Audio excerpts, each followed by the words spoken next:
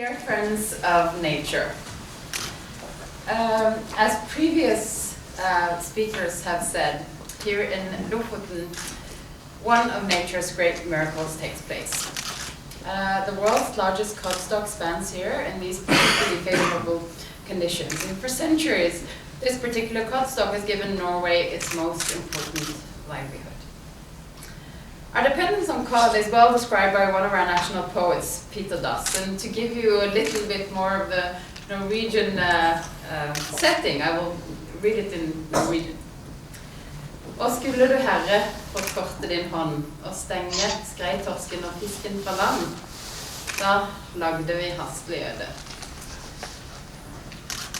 O Lord, we hastily vanish if the blessing from the sea disappear. Lofoten is also home to Northern largest seabird colony. Right outside the window here, we find the world's largest water coral reefs and great herds of killer whales, who I've heard many of you got a closer look at over the weekend. And so did I last night. For me, it was one of the most special encounters with nature I've ever had. So, as you might have guessed already, I'm incredibly happy to be back here in Lofoten. My husband and I spent a rather stormy week here last fall, and I must say this beautiful landscape creates a lasting impact for all of us who have been so fortunate to experience this. My long-standing engagement in our environmental issues began a long time ago.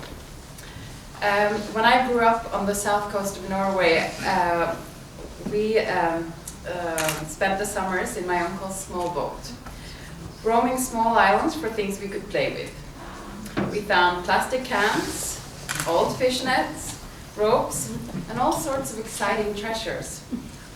As a grown-up, I still collect plastic on beaches, but with a sad heart, and not the same joy. The world has changed, and so have I. And the type of plastic I found this weekend on a beautiful beach in Lyngen is very different. Now we still find ropes, old fish nets, and big cans, but the amounts of plastics from consumer goods was astounding. The amounts of plastic bottles from drinking, old shampoo bottles, old toothbrushes, the amount of food packaging we found was just truly astounding. So therefore it is a great pleasure for me to attend the opening of World Wildlife Fund's annual conference here in Northern Norway. And I would especially like to thank my friend and fellow IGL, Nina Jensen, for your committed leadership of Norway's WWF branch. When WWF was founded in Norway in 1970, it was with my father-in-law as president. This February, His Majesty visited a research station in Antarctica where he stated, "Our children are going to be much more reasonable than we have been." And I truly hope he is right. But more, I hope we will rise to the occasion now. Mother Nature, as you know, an incredibly fine-tuned ecosystem that we all are a small part of. Climate change with human land use has emerged as the greatest challenge of our time. We have never before had such a vast amount of scientific support on the climate change as we have today. And the effects of the climate crisis are becoming clearer for everyone to see. We have both facts and visible extremes that previous generations lacked. Yet, in spite of all this, public concern for climate change has paradoxically decreased over the last 25 years. So we clearly have a communications problem. Over the years, as my understanding of the complexity of the environmental issues has increased, so has my yearning to learn more. And as someone mentioned, I'm studying this green growth at the Norwegian Business School this year. My professor Per Espen Stoksnes argues that climate communications we have seen in the last decades, to a large extent, in spite of the best intentions, have been making people feel helpless and wanting to avoid the disturbing facts. It has now become as important to understand the human response to the climate crisis as to understand the climate system itself. One of the reasons we do not act seems to be that the whole issue has been presented as a distant and threatening doomsday to us. But threats and fears typically triggers a fight or flight mode in the human brain. However, there have been few practical solutions where one can act meaningfully upon the information.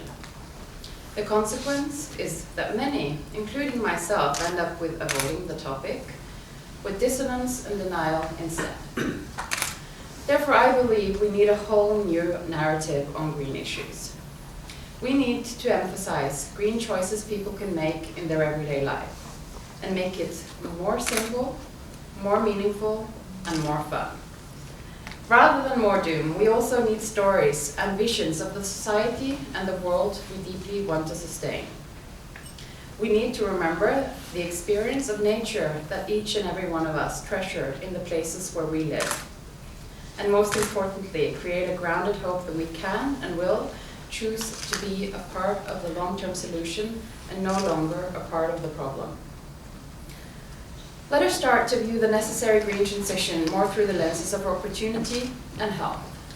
There are, for instance, major business opportunities in making the world a better place.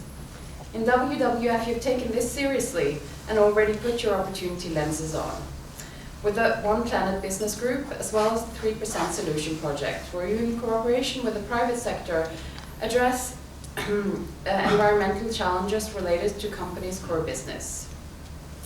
As you have already begun, let us continue to elaborate new visions for what the future can look like.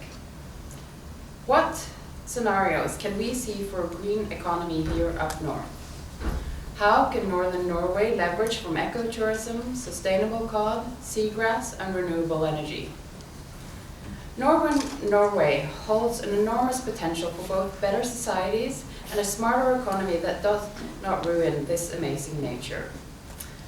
I hope and I know you will come to treasure this spectacular place as much as I do and enjoy all its miracles. And for all of you who are going out to see the Colorways tonight, I please ask you to bring warm clothing.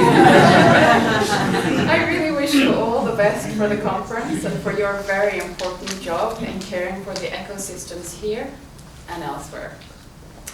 I will end by quoting an American artist, John Cage, who said, "I can't understand why people are frightened of new ideas. I'm frightened of the old ones." Thank you.